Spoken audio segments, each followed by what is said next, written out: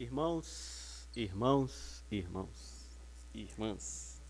bom dia, graça e a paz para todos vocês. Eu não sei se o áudio está bom. Está ótimo? Tá bom. Eu não sei como a gente poderá fazer em relação a perguntas, como é uma escola dominical, então vocês terão liberdade também de perguntar, de fazerem ponderações, considerações, complementar, né? Me corrigir em algum aspecto que achar que eu deva ser corrigido. Fiquem à vontade. Qualquer coisa eu repasso aqui as perguntas para que quem está acompanhando ou quem for assistir depois possa saber do que a gente está falando. Tá legal? O livro que nós vamos estar, então, adotando nas próximas semanas, começando com hoje, é esse livro, As 9 Marcas de uma Igreja Saudável. O autor é o Mark Dever, é o pastor de uma igreja batista, lá em Chicago, nos Estados Unidos. Um livro que tem ajudado muito a igreja evangélica brasileira a refletir quais são as suas prioridades. Hoje nós vamos ver a primeira marca. Eu estava conversando com o pastor Adriano, né, se não era necessário a gente fazer uma aula introdutória, para darmos a razão por que estudarmos esse livro, por que estudarmos esse tema, mas achamos por bem que ao longo das aulas, essas razões elas vão sendo mais clarificadas e vocês vão compreender melhor por que se escolheu estudar esse livro. Já está ali a apresentação? Ok, então vocês podem acompanhar também a apresentação que vai ser feita lá. Uma outra coisa, quem desejar pode adquirir o livro, está em todas as plataformas aí virtuais que vendem livros, como a Amazon, e o próprio site da Fiel, que é a editora que publicou esse livro. Você vai encontrá-lo lá, tanto no formato impresso, quanto no formato do e-book. Tá bom? Muito bem.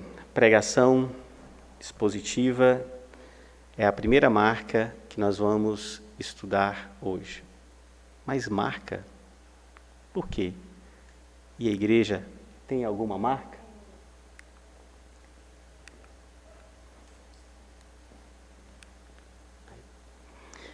Essa ideia de encontrar marcas no que seja uma igreja, ou numa igreja verdadeira, isso não é novo, isso já é uma coisa do passado, já bem do passado mesmo, na origem lá na Reforma Protestante, quando os reformadores questionavam o que era uma verdadeira igreja, já que a Igreja Romana, a Igreja Católica Romana, havia se desvirtuado completamente das bases centrais do Evangelho, como, por exemplo, a centralidade na salvação em Jesus Cristo, né?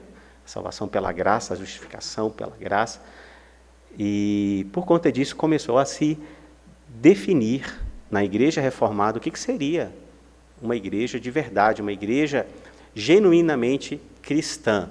E essas 3 marcas, elas foram, de alguma maneira, se consolidando na história da nossa igreja, a partir da Reforma, como 3 marcas essenciais de uma igreja genuinamente evangélica. Os reformadores, os primeiros reformadores e outros que vieram posteriormente, inclusive, apresentando isso em algumas confissões, ora separadas, ora juntas, mas essas 3 marcas acabaram sendo definidas e hoje nós aceitamos essas 3 marcas como as marcas essenciais da igreja cristã, de uma igreja genuinamente cristã. Quais são elas? Vamos falar juntos? Fiel, exposição da palavra, correta administração dos sacramentos e o exercício da disciplina eclesiástica. Tá bom? Essas são 3 marcas. Então, essa ideia de marcas que representam uma verdadeira igreja não é algo novo, já é algo bastante antigo, já remonta lá desde 1517. E estou falando que tem 3 marcas, né, essenciais, aí vem um cara e escreve um livro falando de 9 marcas. Está acrescentando o que esse camarada aqui, né? Está trazendo algo novo, está trazendo algum dado novo, ou ele descobriu outras, ajuda a fazer as contas aí, outras 6 marcas que, ao longo da nossa tradição histórica aí da igreja reformada, ninguém mais viu. Não é isso, né? é uma maneira pastoral dele apresentar algumas marcas que estão implícitas, incluídas nessas 3 marcas que nós estudamos aqui, acabamos de ver aqui, mas que muitas vezes, por elas estarem tão intrínsecas nessas 3 marcas, a igreja nem sempre as percebe como prioridade, como fundamentais para a saúde espiritual da igreja. E ele usou uma palavra nesse livro, né, que é saudável, porque uma igreja ela pode se desenvolver de diversas maneiras, mas não necessariamente essa igreja é uma igreja saudável. Ela pode ser, inclusive, uma igreja com um número muito expressivo de pessoas, mas não necessariamente, eu repito, essa igreja é uma igreja saudável.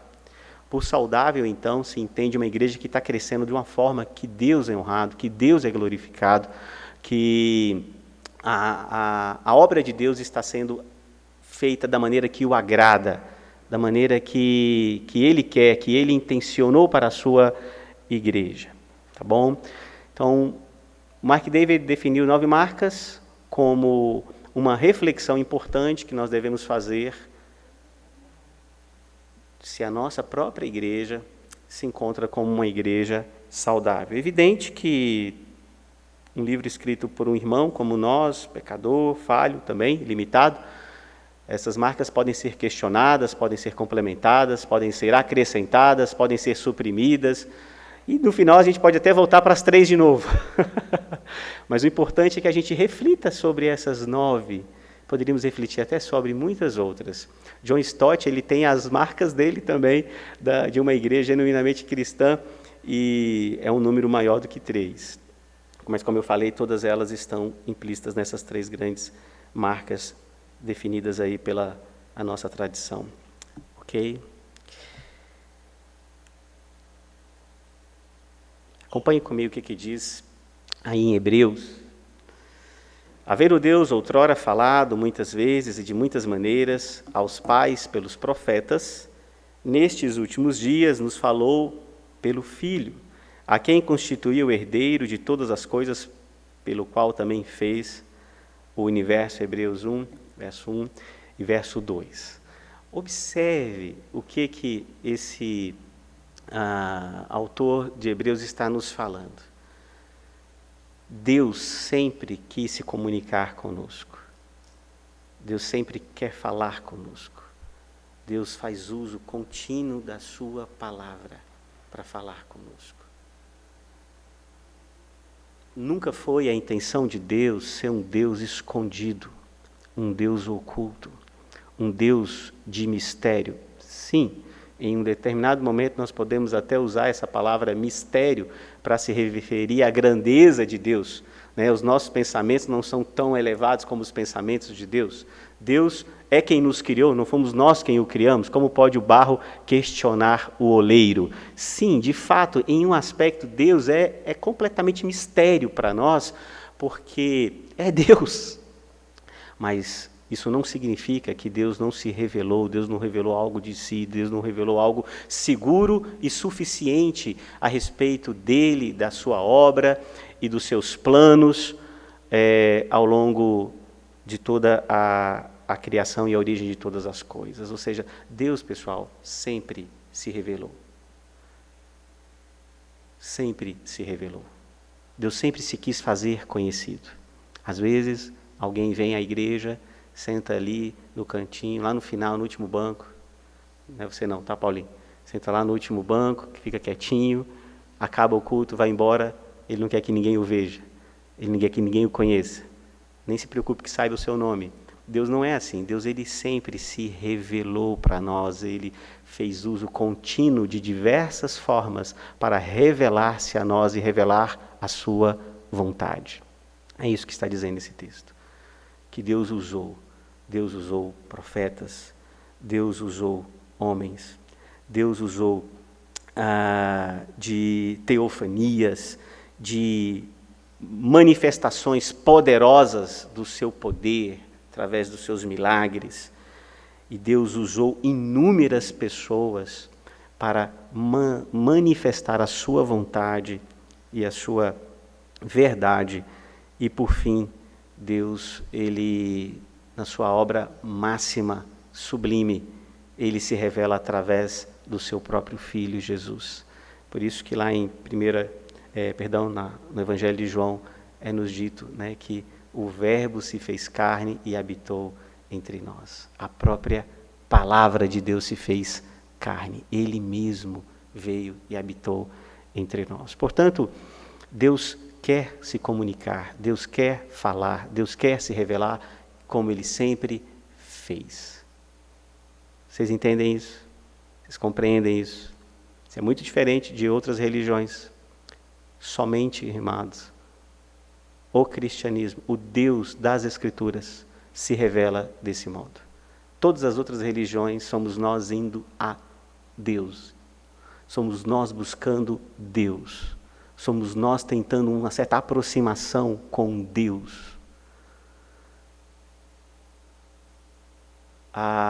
O Deus único e verdadeiro, esse que nós conhecemos nas Sagradas Escrituras, é o único que Ele vem até nós, se revela até nós, se faz como um de nós. É maravilhoso isso. Portanto, se Deus está tão preocupado em falar para nós quem Ele é, o que Ele pensa e o que Ele quer, é por certo que o que Ele diz é muito importante para nós. Não é à toa que Deus se quer revelar a nós. Porque nós, de fato, precisamos desesperadamente da sua palavra. Precisamos desesperadamente de orientação, de norte. Porque sem essa revelação de Deus, sem a sua palavra, sem a sua verdade revelada a nós, nós somos como pessoas perdidas dentro de uma floresta, nós não sabemos para onde vai. E quem já teve a oportunidade, não sei se é uma oportunidade, mas eu já passei por isso, de estar no meio de uma floresta e você não saber para onde vá, você não tem nenhum senso de orientação, é horrível. Porque a boca começa a ficar seca, você começa a andar, e quando você vê, só está dando voltas em círculo. E o tempo passa, e a noite chega, e os medos se aproximam, e você não sai do lugar. A iniciativa de Deus se revelar a nós vai muito mais de Deus se querer fazer conhecido a nós, mas vai ao ponto de revelar a graça e a misericórdia dele sobre nós, porque sem a sua palavra, sem a sua revelação, nós estamos completamente cegos. Lâmpada para os meus pés é a tua palavra, e luz para os meus caminhos. É de fato a palavra de Deus, a revelação de Deus, quem nos norteia. E a pregação expositiva, ela é tratada pelo Mark Dever como a principal marca da igreja, porque é a partir dela que todas as outras se derivam e serão exercidas da forma que Deus seja glorificado e para o bem da própria igreja. E o que é pregação expositiva? Vocês estão vendo a foto ali do doutor Augusto Nicodemos, e eu coloquei essa imagem dele, é muito interessante, porque o doutor Augusto Nicodemos tem sido uma pessoa no Brasil, um pastor reformado, presbiteriano, que tem ao longo de todo o seu ministério dedicado com afinco a sua vida à pregação expositiva. E é impressionante porque ele tem um canal no YouTube com mais de 600 mil inscritos. Ele não é um líder desses neopentecostais, entendeu? Ele não fica prometendo lote no céu, nada disso. O cara prega as Escrituras de modo expositivo e que tem chamado a atenção de inúmeras pessoas. Eu mesmo já tenho sido, em muitos momentos, nos últimos anos, abordado por pessoas que eram oriundas de outras igrejas, de outras denominações, muitas delas de origem neopentecostal, e que se uniram à igreja presbiteriana a partir das pregações que ouviam do Dr. Augusto Nicodemos na internet. Não sei se temos algum caso aqui de alguém que passou por essa experiência, ouvindo os sermões dele. Essas pessoas começaram a ter mais interesse pela pregação, pelo estudo da palavra de Deus e perceberam a coerência, a consistência e a fidelidade na exposição da palavra de Deus por ele. E o que é a pregação expositiva? Se você tiver oportunidade, depois você acessa lá no YouTube, você digita lá, pregação expositiva, vai aparecer essa imagem aí do reverendo Augusto Nicodemos, e ele tem uma palestra, que é a partir, acho que, se eu não me engano, dessa imagem, ele tem uma palestra falando sobre pregação expositiva, em torno ali de 1 hora. Vale a pena você assistir. Lá ele aprofunda, ele vai nos aspectos históricos da pregação expositiva, ele conta um pouco da própria experiência ministerial dele, ele fala de alguns perigos modernos que acontecem, que tentam sabotar a pregação expositiva. É muito interessante, muito proveitoso, edificante. Eu, inclusive, até assisti ontem à noite, e para poder sugerir para vocês, se você puder, assista então lá no YouTube. Quem tiver mais dificuldade, eu vou pedir para o pessoal da comunicação postar lá no grupo da igreja o link dessa mesma mensagem. Já estou salvo aqui no celular, eu repasso para o grupo de comunicação para você assistir. Lá você vai então aprofundar mais a ideia do que é pregação expositiva. Porque aqui no livro, e o que eu quero abordar com vocês hoje, não é tanto com profundidade o que seria a pregação expositiva, mas por que ela é importante para a igreja, tá ok? Mas eu não posso deixar de falar alguma coisa também sobre pregação expositiva. Então, para começar, vou colocar uma definição que o próprio Mark Dever definiu sobre pregação expositiva. A pregação expositiva toma a principal verdade da passagem como o principal ensino da mensagem. Entenderam? Então, quando se estuda um texto, aquele texto ele tem uma mensagem central, que o autor original intencionou. É o que os teólogos aí, os professores de seminário falam, você tem que descobrir a intenção do autor, o que ele queria dizer com aquilo.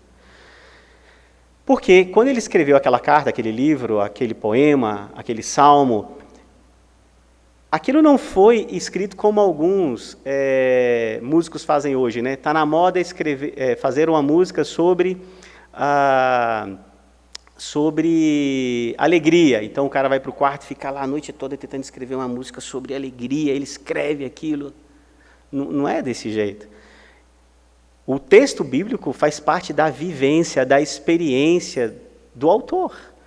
E Deus usa as características, o momento e o contexto, inclusive as próprias características da pessoa quem escreve, tudo isso direcionado, divinamente inspirado, para que aqueles homens registrem uma mensagem que, naquela época, naquele contexto, queria dizer algo. E o que o Mark Dever está dizendo é, quando se estuda a palavra de Deus, a gente tem que buscar esta mensagem original e fazer com que essa mensagem se torne, então, o ensino principal da mensagem que será pregada. Ou seja, eu me sinto novamente como aquelas pessoas que estão recebendo aquela palavra pela primeira vez, para a partir daí interpretar essa palavra com uma aplicação para os nossos dias.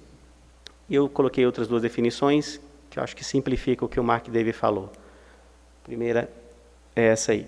A pregação expositiva extrai a verdade revelada no contexto da passagem bíblica e aplica essa verdade ao contexto dos ouvintes. Acho que essa definição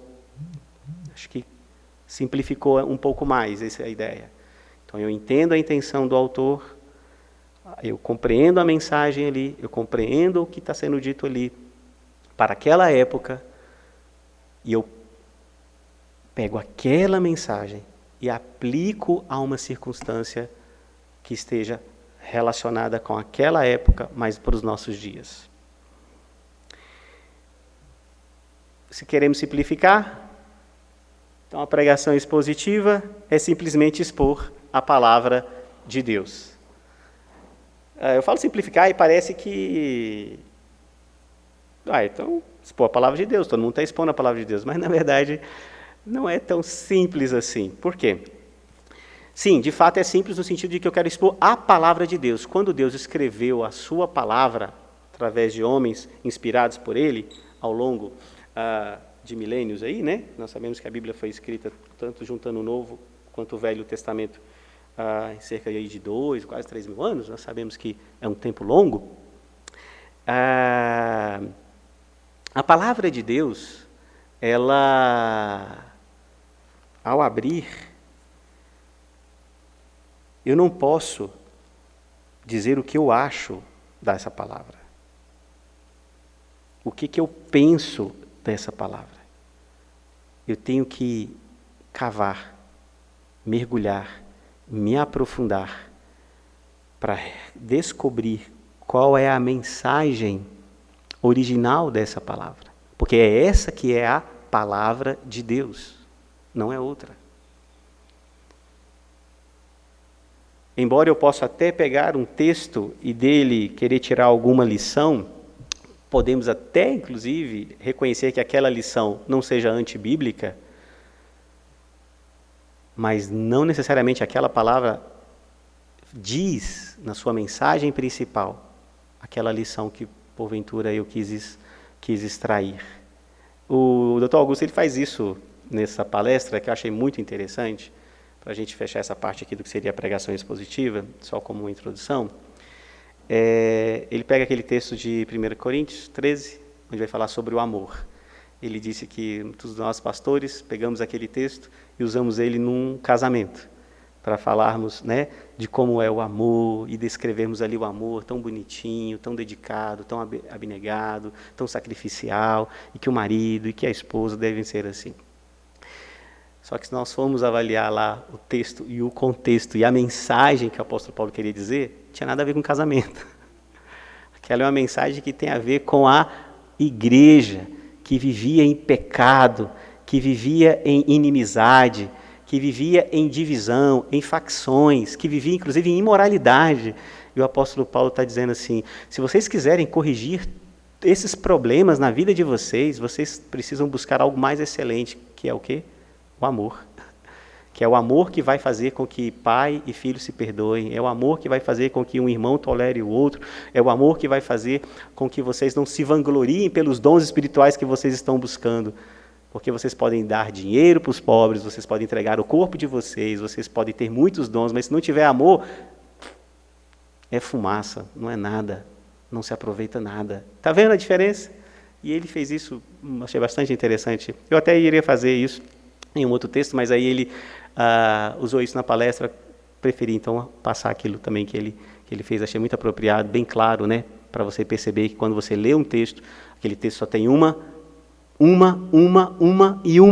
absolutamente uma única mensagem. Ela pode ter diversas aplicações, várias abordagens, mas um texto só tem uma única mensagem.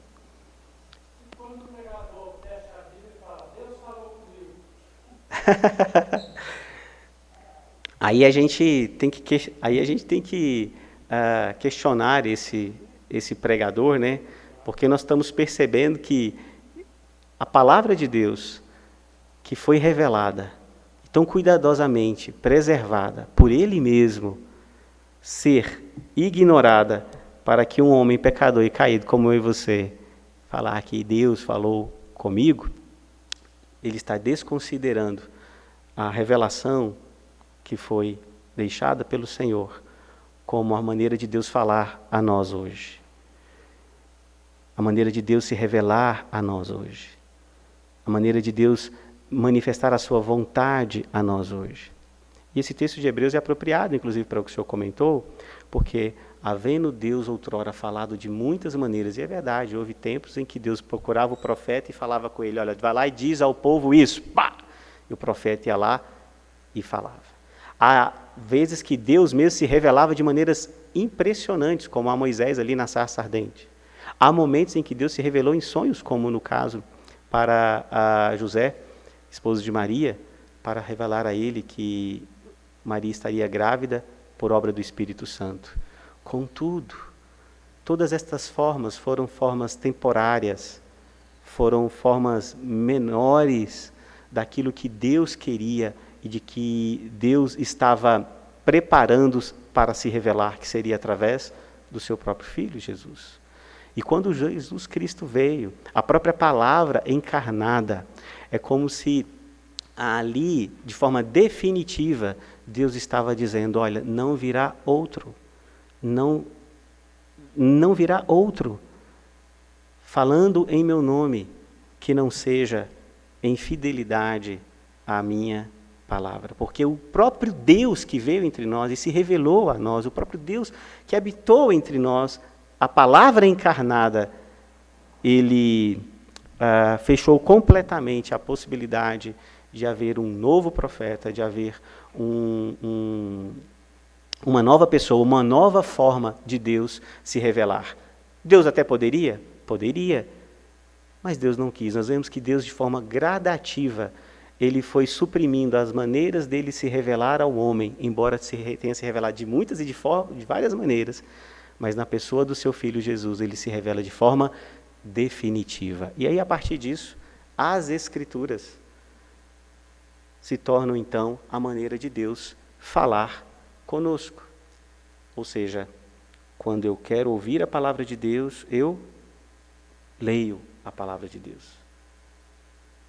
O doutor Augusto até fala uma coisa interessante. Eu quero ouvir a palavra de Deus de forma audível. Você quer ouvir de forma audível? Tem vontade de ouvir a palavra de Deus assim, de forma audível? Deus te falando de forma audível? Leia em voz alta. É simples. Quer ouvir muito alto mesmo a palavra de Deus? Leia gritando. É a palavra de Deus se revelando a mim e a você. E não é pouca coisa. Quando nós tratamos dessa forma, esses homens que se levantam como porta-vozes da palavra, mas que não consideram a palavra e não a expõem a palavra, esses homens não são só falsos profetas, bem como estão denegrindo o próprio valor da palavra. A forma como Deus zelou e preservou a sua palavra. Ok? Então a pregação expositiva, ela é aquela em que se extrai a mensagem do texto, do seu contexto, e consequentemente aplica ela ao contexto dos ouvintes, é portanto expor a palavra de Deus.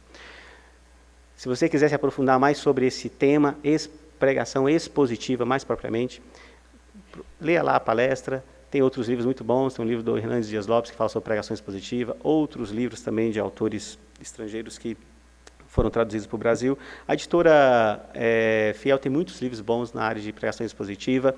O site Monergismo tem muitos artigos bons também que falam sobre pregação expositiva. Vale a pena você que tem interesse de aprofundar mais nesse tema, pregação expositiva. Mas por que devemos zelar pela pregação expositiva? Qual a importância disso para a igreja? Porque isso é uma marca essencial da igreja para que essa igreja seja uma igreja saudável. O Mark Dever, ele apresenta 3 aspectos que a pregação expositiva ela se torna fundamental, necessária para a igreja saudável. A primeira é o papel da palavra de Deus em dar vida. Segundo, o papel da palavra de Deus em santificar. E o terceiro, o papel do pregador da palavra de Deus. Deixa eu ver o tempo aqui. Eu não tinha nem certificado de quanto tempo, até que hora iríamos. Até que hora a gente vai? Ixi, agora já nem sei quanto que eu falei aqui já. Já nem sei quanto que eu falei aqui. Eu quero gastar um tempo nesse último ponto importante aqui com vocês. Vamos lá. Então, esses 3 aspectos são abordados pelo autor e, de fato, são 3 aspectos muito importantes quando nós pensamos da necessidade da pregação expositiva na igreja. porque são eles a saúde, são eles que de fato fazem com que a igreja amadureça. Porque se nós não pregamos de forma expositiva, a igreja no máximo vai chegar ao nível do conhecimento, das preferências e dos gostos do pastor.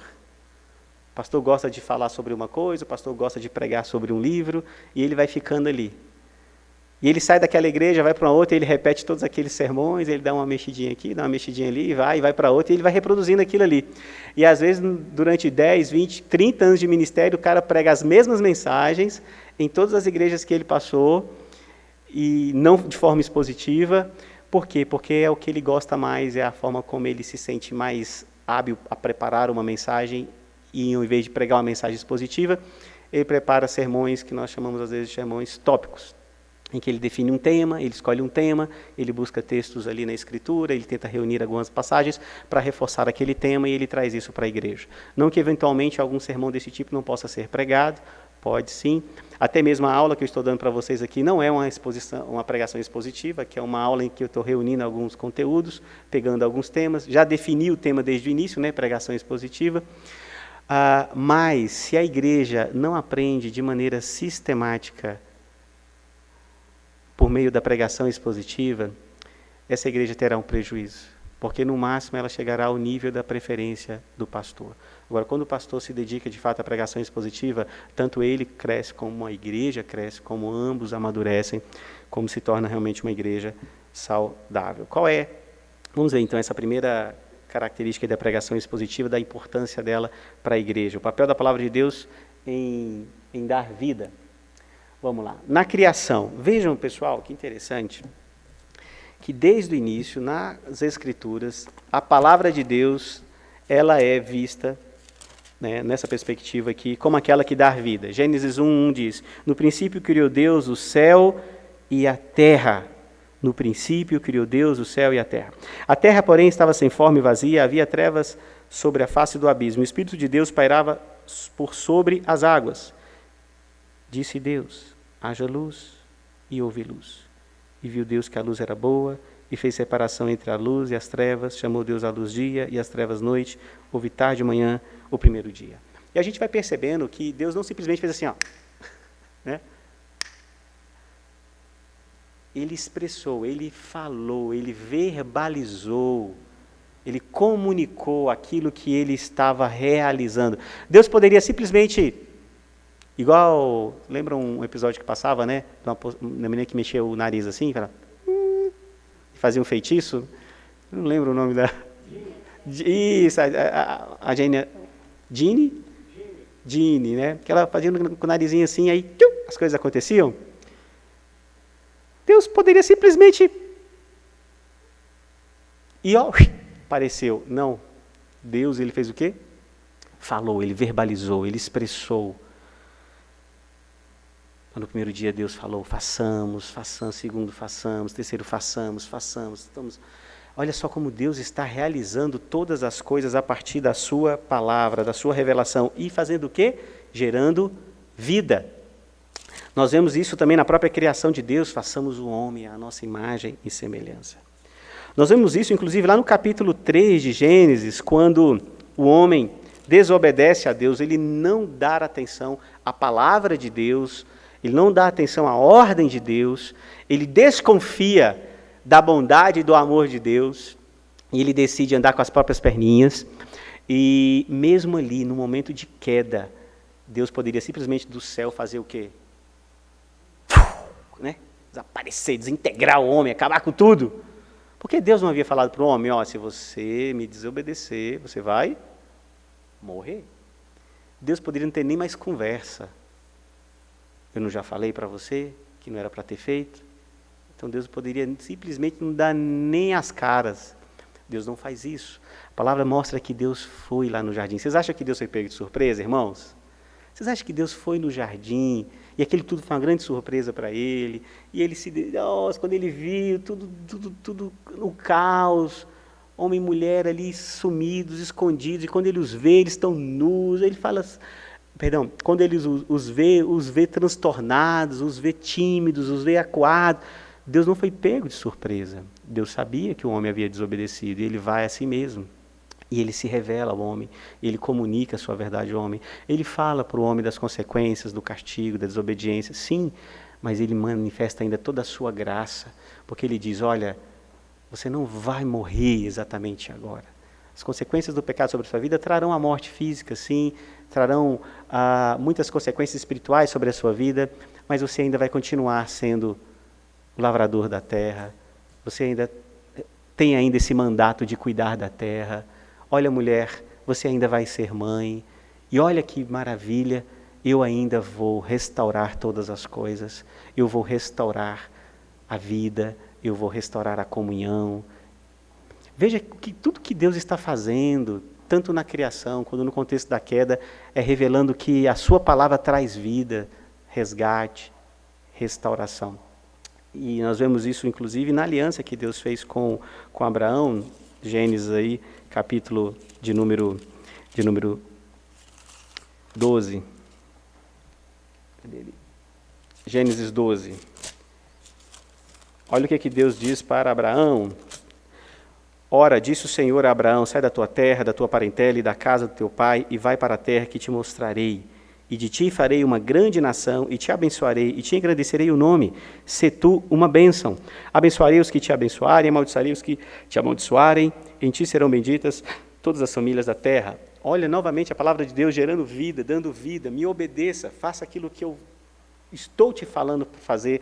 Saia dessa terra e vá para um lugar. Olha que loucura, né? Sair de um lugar onde a família está estabilizada, onde Abraão era muito próspero, e Deus está falando, cara, sai desse lugar, vai para uma terra estrangeira, você vai começar tudo do zero, mas eu estarei com você, porque eu que estou ordenando, eu te abençoarei, e eu farei de você uma grande nação. E Abraão vai, novamente a palavra de Deus sendo dirigida ao homem, nessa promessa de gerar vida, de gerar um povo. Olha, interessante nós percebermos como nós carecemos da palavra de Deus. E por último, e de forma plena, nós vemos isso na figura do seu Filho Jesus Cristo. Vemos lá em João 1, aquele próprio texto que eu falei, né? Onde se revela a própria palavra entre nós, habitando entre nós, e o verbo se fez carne e habitou entre nós. Então, vou pedir para vocês abrirem Romanos 10, 17, olha só o que diz ali. Romanos 10, 17.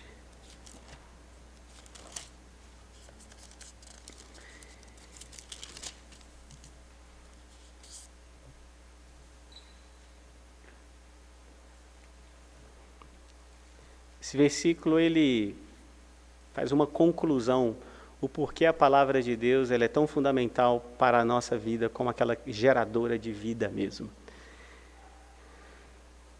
E assim a fé vem pela pregação, e a pregação pela palavra de Cristo.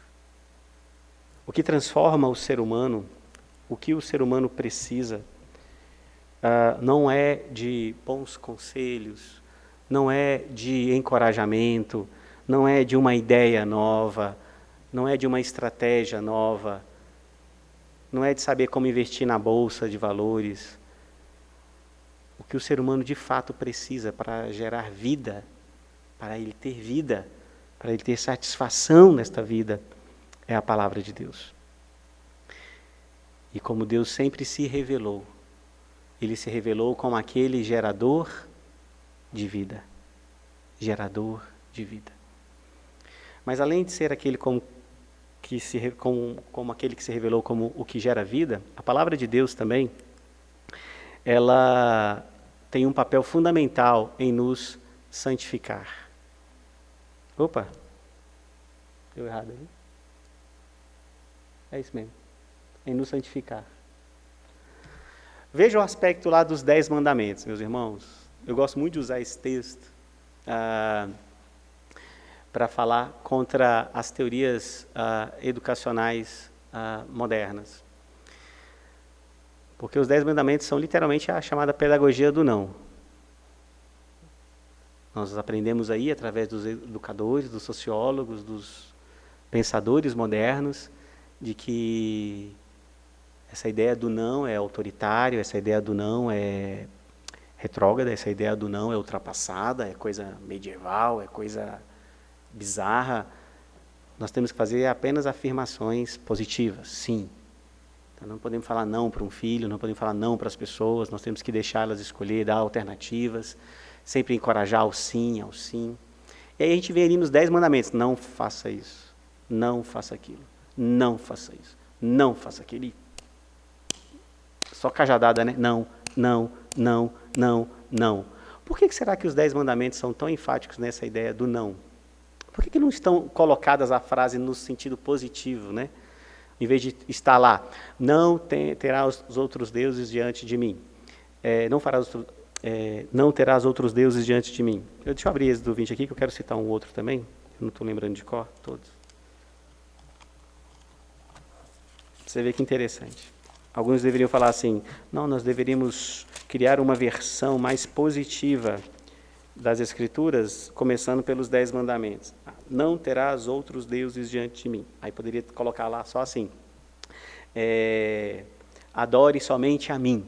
Seria no aspecto positivo, né? Adore ou me adore ao Deus verdadeiro, de forma positiva. Por que está lá, não terás outros deuses diante de mim? Por quê? Porque o homem quer ter outros deuses. Ele quer. O homem não está neutro.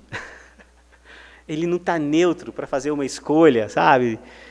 Então tá, vou ter apenas Deus como meu Senhor. Não, ele não está neutro, ele já está adorando outros deuses. Ele já está amando outros deuses. Ele já está se prostrando a outros ídolos.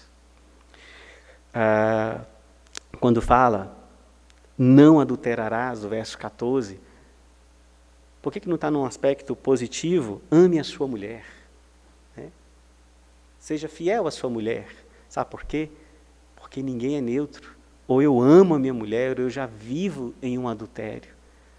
Seja esse adultério consumado de forma física, seja esse adultério consumado no meu coração. E Jesus vai falar sobre isso lá no Novo Testamento. Percebam que não há uma neutralidade do ser humano. Ou o homem ama e adora ao Senhor, ou o homem ama e adora outros deuses, outros ídolos, outras coisas. E essa pedagogia do não, dos 10 mandamentos, vem mostrar para nós o quê? Que o homem precisa, de fato, de um processo transformador do seu ser. E é a palavra de Deus que produz essa transformação pela ação do Espírito Santo, que nos convence dessa palavra e que nos molda conforme essa palavra. Por isso a palavra de Deus, ela é santificadora. Então, quando diz lá nos 10 mandamentos, não faça isso, não faça aquilo, é porque a palavra de Deus está com o propósito de nos resgatar desta vida sem santidade para uma vida de santidade, para uma vida conformada àquilo que Deus se agrada, àquilo que é santo.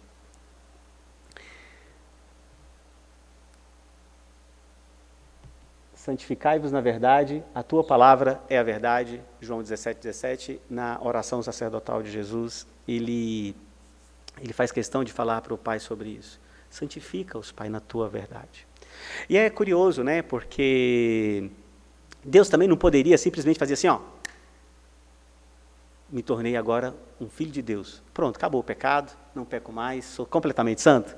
Seria até bom, não seria? Você poder chegar na igreja, e a igreja ter tipo ali um armário, alguma coisa que você tomasse uma pílula da santidade. Tomou, você agora é um crente, pode tomar essa pílula, guardada as 7 chaves para quem se converteu. Toma, acabou, você não vai ter mais pecado, você não vai pecar mais, você é completamente santo. Agora aqui no início do culto nós oramos pedindo ao Senhor perdão pelos nossos pecados. Mas não basta apenas isso, esse reconhecer, não basta apenas reconhecer que somos pecadores, porque até isso qualquer pessoa deste mundo reconhece. Ninguém se considera realmente, irmãos, perfeito. Cada um, quando olha para a sua própria consciência, ele percebe que é alguém que é falho. Ele percebe que é alguém que não só pisa na bola, mas falha feio. Que maravilha que nós temos o quê? Que nós temos a palavra de Deus, porque ela tem também essa essa promessa de que ela nos santifica.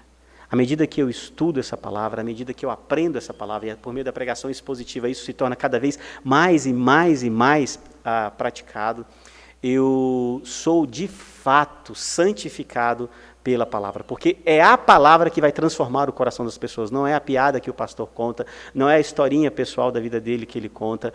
Por mais que essa piada possa estar contextualizada a mensagem e bem colocada, por mais que a história que ele conte possa também estar bem contextualizada e de acordo com a mensagem, mas o que transforma o coração das pessoas, o que as santifica mesmo, é a palavra. Que o Espírito de Deus vem e convence, vem e muda. Não é qualquer outra coisa a não ser a palavra. Eu me surpreendi uma época de um jovem que eu perguntei, uma jovem, que ela me disse que ela não costumava ler a Bíblia. Não costumava ler a Bíblia, fazer devocionais e tal. Eu falei, mas por quê? Ela, eu já sou crente, né? Já sirvo a Deus, já sou da igreja. Não sinto essa necessidade de estudar as Escrituras. Eu falei, qual a ideia que você tem a respeito das Escrituras? Qual a ideia que você tem a respeito da Bíblia? Às vezes ela pensa que a Bíblia é um livro de encorajamento, sabe? É um livro que pode ser usado para ilustrar algum momento que você está passando. Às vezes não entende, cara, que as Escrituras é a revelação de Deus, e por meio das Escrituras nós somos santificados. Veja o que diz em Efésios, uma passagem que eu gosto muito, porque ela expressa bem essa ideia do como a palavra de Deus ela nos transforma. Efésios 4, né? Efésios 4, verso 17, olha só, isto, portanto, digo e no Senhor testifico que não mais andeis como também andam os gentios na vaidade de seus próprios pensamentos, obscurecidos no entendimento e alheios à vida de Deus, por causa da ignorância em que vivem pela dureza do seu coração, os quais, tendo se tornado insensíveis, se entregaram à dissolução para com avidez cometerem toda sorte de impureza. Mas não foi assim que aprendestes a Cristo, se é o que de fato tendes ouvido e nele fostes instruídos, segundo a verdade em Jesus, no sentido de que, quanto ao trato passado, vos despojeis do velho homem, que se corrompe segundo as concupiscências do engano, e vos renoveis no espírito do vosso entendimento, e vos revistais do novo homem, criado segundo Deus, em justiça e retidão, procedentes da verdade. É interessante que essa maneira como o apóstolo Paulo coloca, a forma como nós vamos sendo santificados, ela revela um processo na nossa vida. Ela não fala de uma coisa que é assim, imediata. Sim, em um certo aspecto, nós somos já santos, separados por Deus, enfim. E Deus, quando nos vê através do seu Filho, nos vê como santos, filhos santos. E é por causa disso que Ele não imputa mais sobre nós o peso e a culpa do nosso pecado. Mas, por outro lado, o pecado em nós ainda, esse remanescente do pecado em nós ainda, ele será gradativamente, está sendo gradativamente retirado de nós. Nós chamamos isso de santificação progressiva. É um processo lento, gradativo, mas verdadeiro.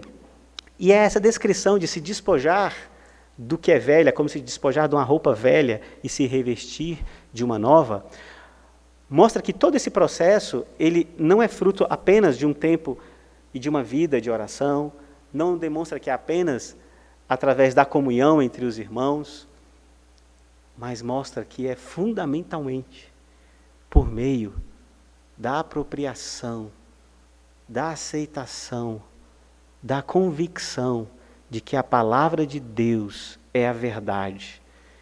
E por meio dela a minha mente, o meu coração vão sendo moldados, vão sendo transformados e vão sendo formatados a ser semelhante ao caráter de Cristo. Por isso que nós precisamos da pregação, da boa pregação expositiva, porque é ela que nos revela qual é a mensagem de Deus, a palavra de Deus intencionada por Ele para as nossas vidas. Às vezes, muitos de nós podemos até sair do culto e dizer assim, não senti muita coisa ali na pregação, não me tocou muito a mensagem, mas se foi a palavra de Deus pregada de forma fiel, foi a palavra de Deus pregada. Ela não deixou de ser comunicada. ela não deixou de ser a palavra de Deus. Porque é ela que transforma. E talvez os frutos dela não serão vistos naquele momento imediato, mas posteriormente sobre a vida daqueles que Deus quer. Ok, pessoal? Então a gente viu duas importantes características da pregação expositiva e da necessidade dela, como a palavra que vem e dá vida, é ela que precisa ser pregada para que as pessoas se convertam, se convençam do seu pecado e se rendam a Cristo. É por meio dessa palavra também que nós somos santificados, e é por isso que toda a igreja saudável deve guardar com muito zelo o lugar da pregação dentro da vida da igreja. E especialmente, que eu digo, a pregação expositiva. E eu quero então... Oxe, o que é isso aí, Fábio? O que eu quero falar agora com vocês, hein? Achei que vocês iam rir e tal, fazer aquela coisa... Isso aqui não fica no coração de ninguém não, tá? Só para vocês descansarem um pouco. Mas eu quero falar para vocês, não daquele lá, né? Eu quero falar do papel do pregador da palavra de Deus. E é aqui que eu queria me ater com um pouco mais de atenção, porque é algo que nem sempre tem sido falado. Quando a gente fala sobre pregação expositiva, a gente fala de todas as coisas importantes, bonitas e tal, e às vezes não se lembra daquele que vai expor essa palavra, que é o pregador. Olha o que Martinho Lutero disse a respeito do seu ministério. No meu não está aqui.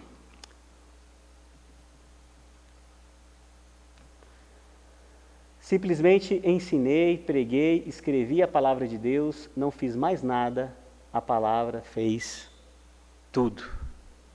Veja só a humildade desse homem e o compromisso dele com relação à palavra. O grande reformador Martinho Lutero fala que ele se dedicou fundamentalmente a sua vida, o seu tempo, sua atenção, sua prioridade na palavra de Deus. E deveria ser assim, e deve ser assim, também sobre a vida de todos aqueles que Deus investiu dessa vocação e desse dom de mestre para serem pastores, para serem aqueles porta-vozes da palavra de Deus. O pastor não é um porta-voz da sua própria palavra, ele é um porta-voz da palavra de Deus. Diferente daquele, né, que o senhor mencionou, mas ele é fiel à palavra de Deus. E ser fiel à palavra não significa que ele abriu a Bíblia e leu um texto. Se você for em algumas correntes aí do evangelho, das igrejas evangélicas no Brasil, muitas pessoas vão abrir a Bíblia, vão ler um texto, só que o que ele vai dizer ali não tem nada a ver com a palavra de Deus. Ele usa aquilo como uma desculpa, ou ele alegoriza, ou ele interpreta ao seu próprio prazer, ao seu próprio capricho aquela passagem para falar o que ele quer, para vender o peixe que ele quer. O pregador ele é um porta-voz da palavra de Deus. E eu queria, então, desmistificar até mesmo a ideia de, quando a gente fala sobre pregação expositiva, de que a pregação expositiva é algum tipo de método de pregação.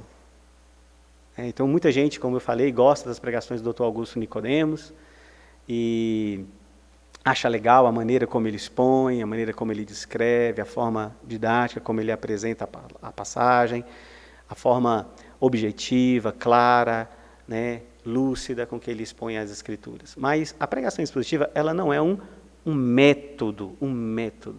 Às vezes você pode até gostar de um método, você se dá melhor com o método de um pastor ou de outro, você gosta mais, você gosta às vezes de um pastor que prega menos tempo, um pastor que pregue mais tempo.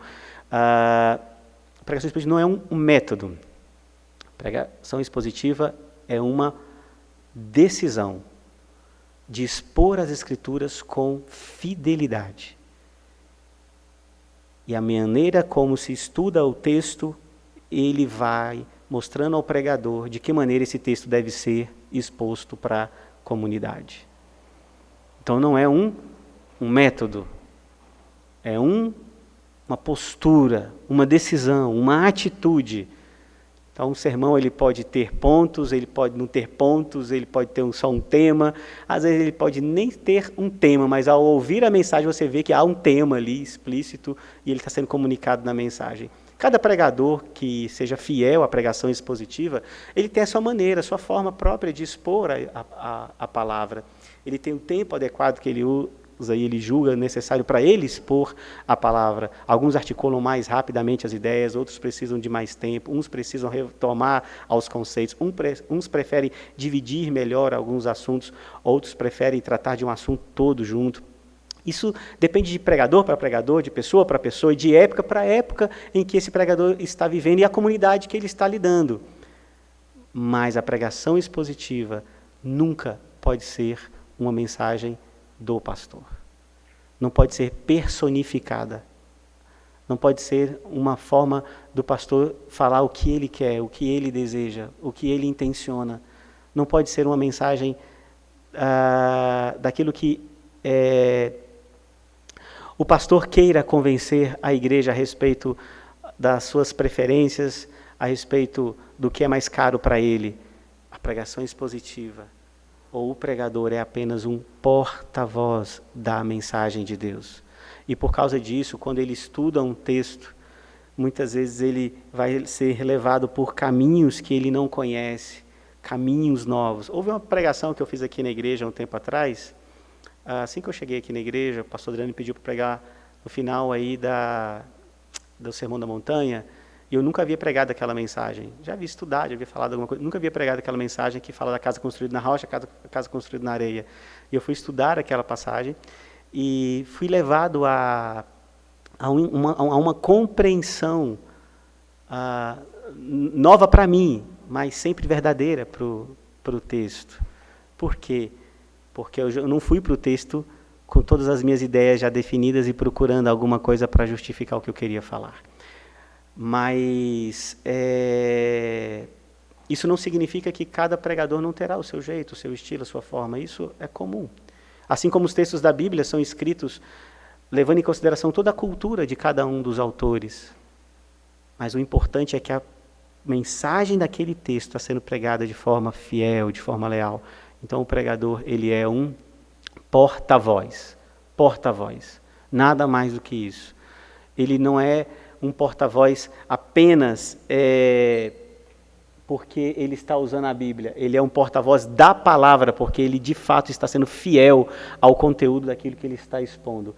E aí o apóstolo Paulo fala para Timóteo, lá em 2 Timóteo 4:2, prega a palavra. Paulo está dando vários conselhos para Timóteo, num momento em que Paulo já está no final da sua vida ministerial, num momento em que Paulo já está quase passando o bastão, e ele começa a lembrar Timóteo das questões mais importantes do ministério, e ele fala para Timóteo, Timóteo, prega a palavra, se dedique a isso, faça isso.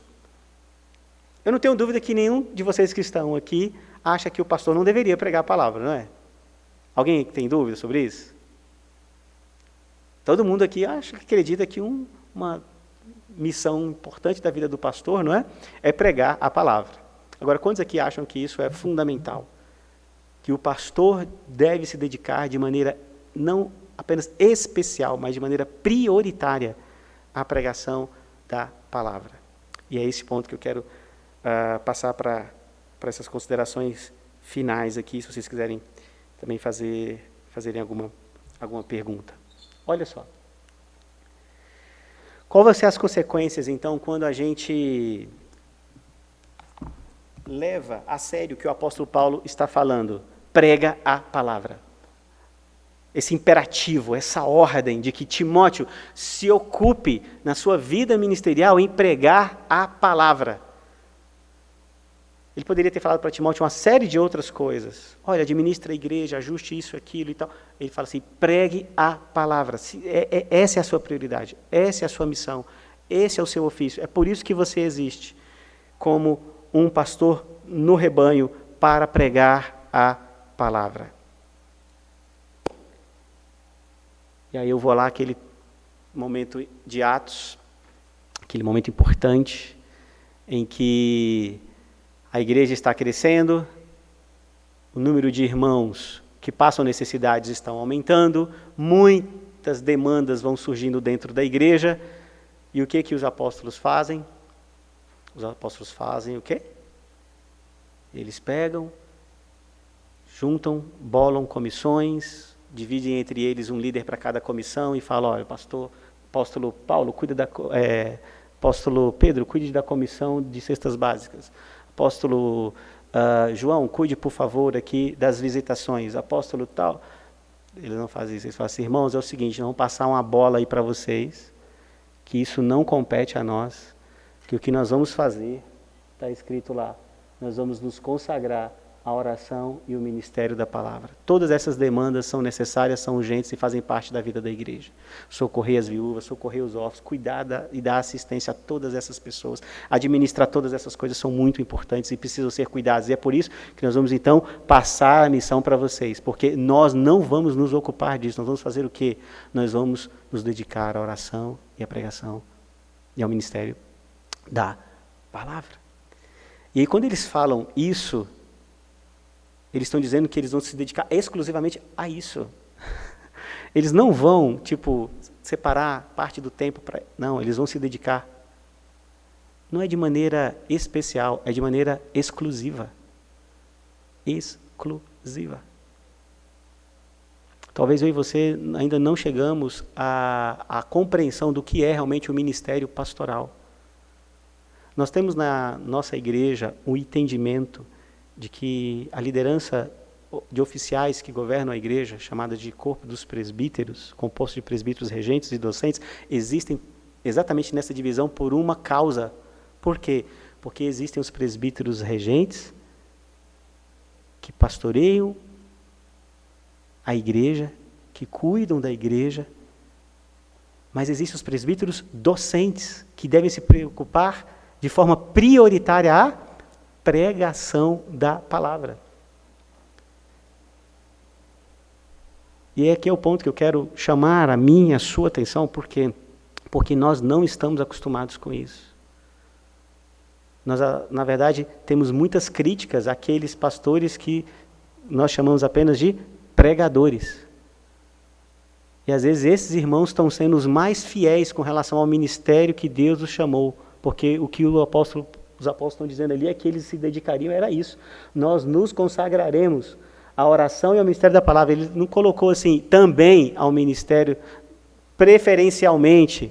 Quando você chega na fila do supermercado, aí está lá escrito assim, caixa preferencial, não é? Aí a gente acha que o ministério pastoral também é isso. Eu vou me dedicar preferencialmente à pregação da palavra. Não, é prioritariamente. Eu vou dizer até mais, exclusivamente ao ministério da palavra. Vou chegar a algumas ideias aqui para não ficar sozinho no que eu estou falando para vocês, tá bom? Que consequências temos então? A exposição da palavra é a primazia no ministério pastoral.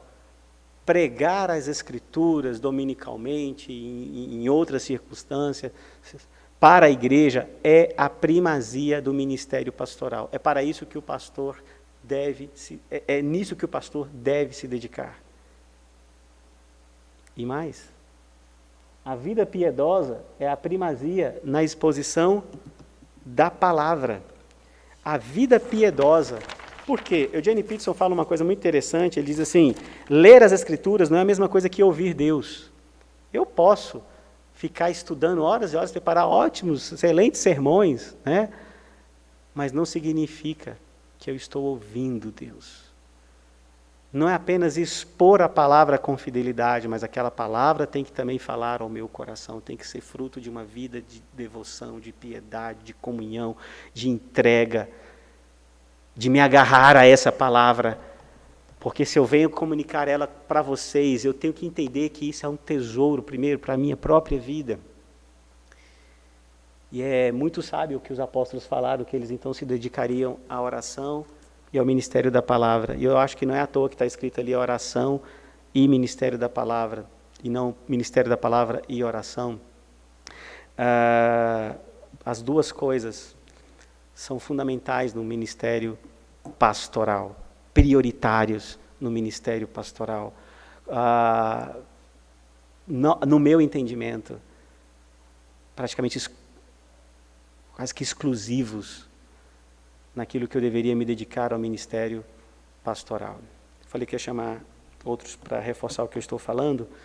Dr. John Stott, ele, falando sobre pregação expositiva, sobre a função do pastor, perguntaram para ele quanto tempo que um pastor deve gastar na preparação, elaboração de um sermão expositivo.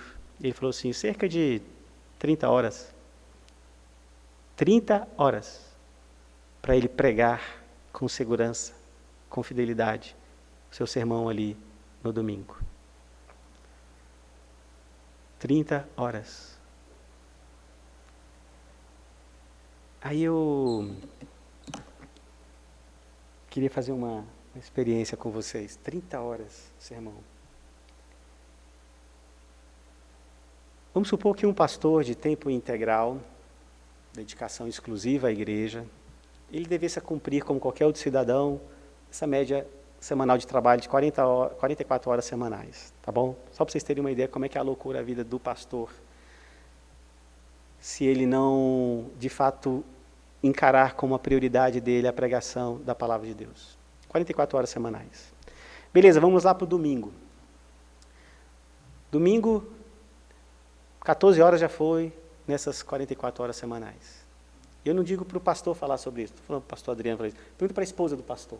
Como é que o pastor se sente no domingo? Ele acorda ali por volta de 6, 7 horas da manhã, e ele vai dormir 10 horas da noite, se for dormir 10 horas da noite, com a igreja aqui, ó, na sua cabeça, pensando em tudo naquilo.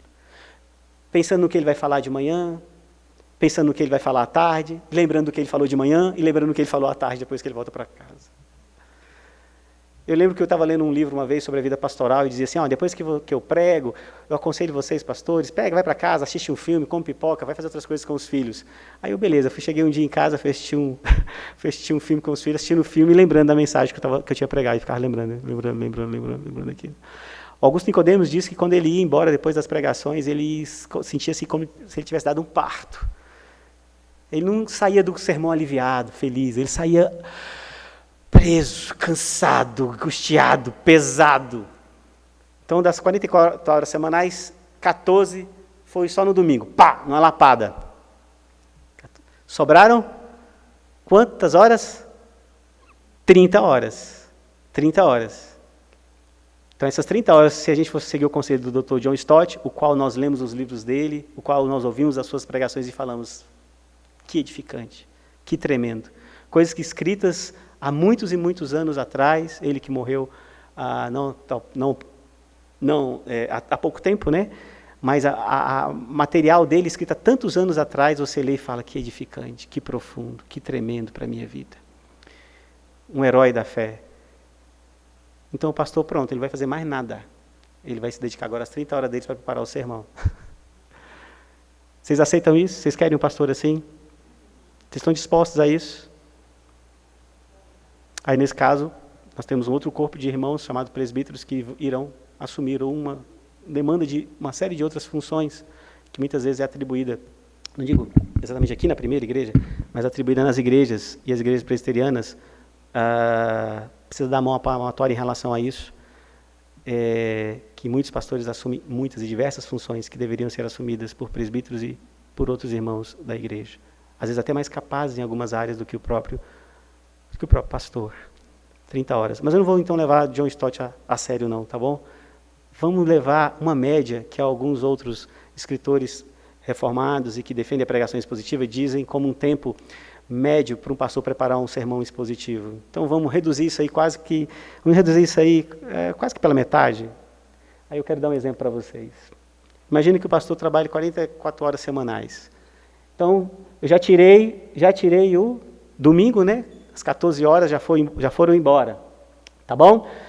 E já tirei o sábado também, porque vocês vão ver como é que o tempo dele está dividido aqui na semana. É que é um exemplo, tá? Só um exemplo. Como ele trabalhou no domingo 14 horas semanais, no mercado de trabalho aí, quem trabalha 12 horas no outro dia, ele tem que folgar. É muito puxado essa rotina, é muito estressante. Imagina então para o pastor. fisicamente, emocionalmente, né? Então, segunda-feira ele vai folgar, ele não faz nada, né? Está de folga.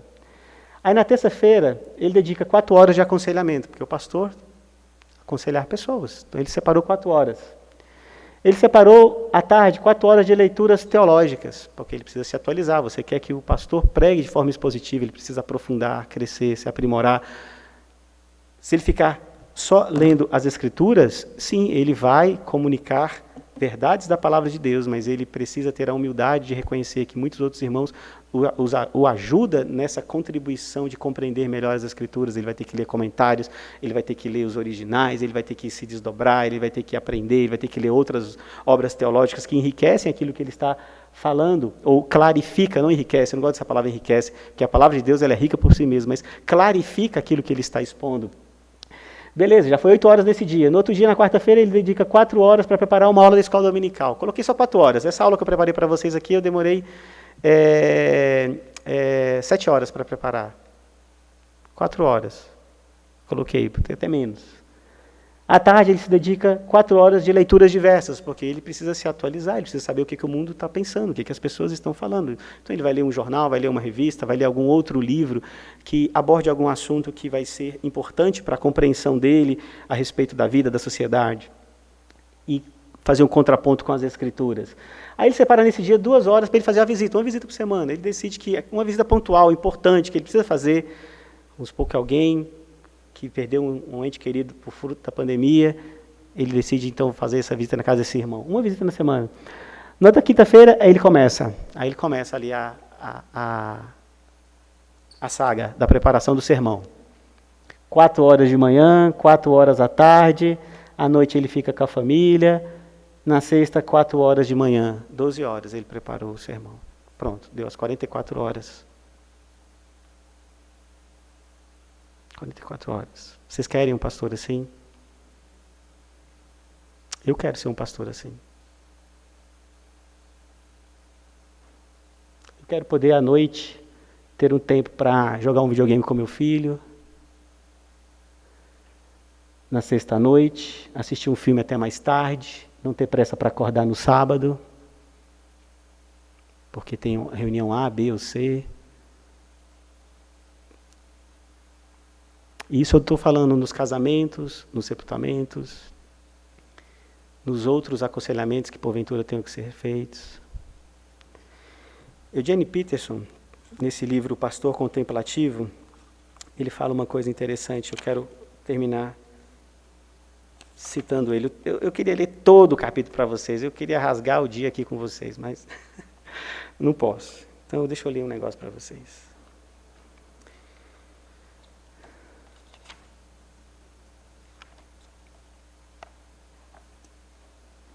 Como normalmente os pastores se comportam e como normalmente a igreja os vê. Sou um pastor ocupado porque sou vaidoso. Quero parecer importante, significativo. Que maneira melhor de ser ocupado? As horas incríveis, os horários cheios e as pesadas demandas do meu tempo provam para mim mesmo e para todos que observarem que eu sou importante.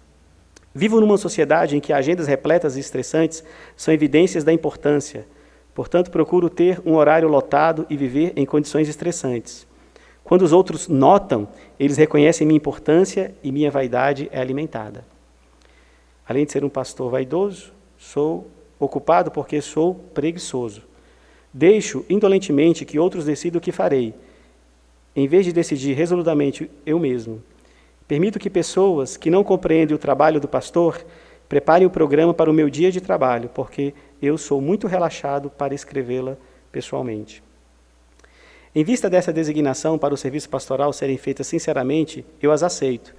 É custoso recusar, e além disso, há sempre o perigo de que a recusa seja interpretada como uma repulsa, uma traição da confiança e uma desconsideração insensível das pessoas necessitadas. Porém, se eu não estiver ocupado fazendo diferença no mundo ou realizando o que todos esperam de mim, o que devo então fazer? Qual o meu trabalho verdadeiro? O que significa ser um pastor? Se ninguém me pedisse para fazer nada, o que eu diria? Provavelmente 3 coisas. E eu escreva embaixo aqui, irmãos, o que o Jenny Peterson fala. Posso ser um pastor que ora. Quero cultivar o meu relacionamento com Deus. Quero que tudo na vida seja íntimo, algumas vezes consciente, outras vezes inconsciente, com um Deus que me fez, me guia e me ama. Igualmente, quero despertar outros para a natureza e centralidade da oração. Quero ser nessa comunidade alguém que outros possam procurar sem hesitação, sem indagar se é ou não apropriado, a fim de aprenderem como orar. Quero fazer a obra original de entrar em conversas cada vez mais profundas com Deus e que se revela a mim e me chama pelo meu nome. Além de ser um pastor que ora, quero ser um pastor que prega. Quero falar a palavra de Deus, que é a Escritura, na linguagem e cadência das pessoas e com quem vivo. O púlpito é um grande dom e quero utilizá-lo bem. Não estou interessado em pregar sermões, desafiar as pessoas a enfrentar as necessidades do dia ou a oferecer mensagens brilhantes, inspiradoras. Com a ajuda provida pelos eruditos e editores, posso preparar um sermão bastante respeitável de qualquer tipo em poucas horas cada semana. Um sermão que será aprovado pela maioria das congregações. Elas não considerariam o melhor sermão, mas iriam aceitá-lo. O que desejo fazer não pode ser feito desse modo. Preciso encharcar-me das Escrituras. Preciso de uma imersão nos estudos bíblicos. Tenho necessidade de horas de reflexão nas páginas das Escrituras, assim como de lutas pessoais com o significado das mesmas. Isso exige muito mais tempo do que para preparar sermão. E por último, posso ser um pastor que ouve. Muitas pessoas me procuram durante a semana para contar-me o que se passa em suas vidas. Quero ter a energia e o tempo para realmente ouvi-las, para que quando terminarem, saibam que pelo menos uma pessoa tem uma ideia do que estão sentindo e pensando. Eu, irmãos, estou convencido por outros, pelas Escrituras, que essa deveria ser a tarefa do pastor que se dedica a ser um pastor que prega a palavra de forma expositiva. O que é uma igreja saudável? É uma comunidade comprometida com a centralidade da pregação expositiva, que zela pelo preparo pastoral e fiel exposição das Escrituras, recebida pela igreja como palavra de Deus. Essa deveria ser a preocupação básica da igreja. Uma vez eu estava fazendo um curso na polícia sobre viaturas, e no curso, mostrando todos os equipamentos que a viatura tinha, os itens de série, o instrutor foi falar sobre os pneus. Ele disse, não adianta nada essa viatura ser moderna, ser bonita, ser espaçosa, se os pneus que estiverem nela não for de qualidade, porque é esses pneus que vão sustentar ela aqui no chão. São esses pneus que vão fazer com que na curva ele não transborde, ele não saia do eixo. São esses pneus que vão evitar com que essa viatura capote. São esses pneus que vão proteger essa viatura. Às vezes a gente está muito preocupado com a beleza, com a aparência, com a forma, mas não com aquilo que é mais importante. E eu considero, e muitos irmãos consideram, e eu me apoio nessa tradição reformada que temos, de que a pregação expositiva, queridos, é um pneu para essa viatura. É o fundamento mais saudável para uma igreja que quer ser saudável. E isso passa pela vida, pela rotina e pela dedicação do pastor. Às vezes a gente assiste mensagens de grandes pregadores, reformados, expositivos na internet, a gente fala que brilhante, que maravilha. Mas para que aquilo acontecesse, aqueles irmãos tiveram que se dedicar de maneira prioritária e praticamente que exclusiva. E o próprio Dr. Augusto Nicodemos conta uma experiência da vida dele, não nessa palestra, mas em outro caso que eu já assisti, já ouvi ele falando, em que a igreja, de fato, o liberou de uma série de outras responsabilidades para que ele se dedicasse de maneira exclusiva ao estudo e à exposição das Escrituras. E graças a Deus, não só ele, mas tantos outros irmãos, durante muitos anos, tem sido uma bênção para a igreja. Vamos orar? Senhor, obrigado por esse tempo de estudo, desse tempo de reflexão.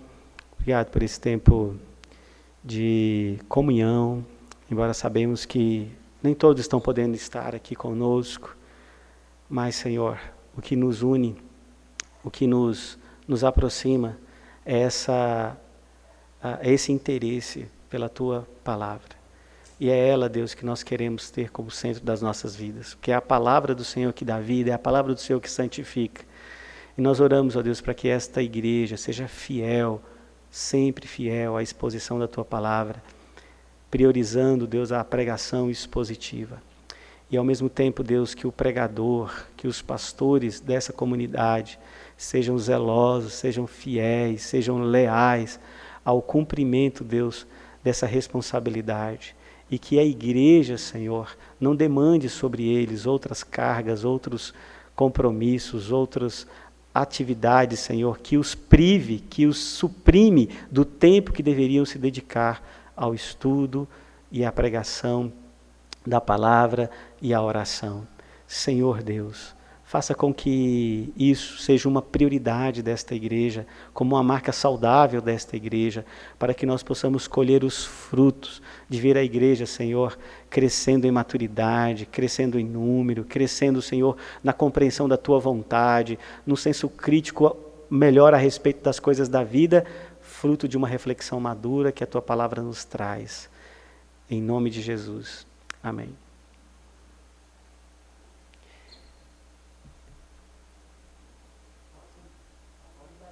Ah, é?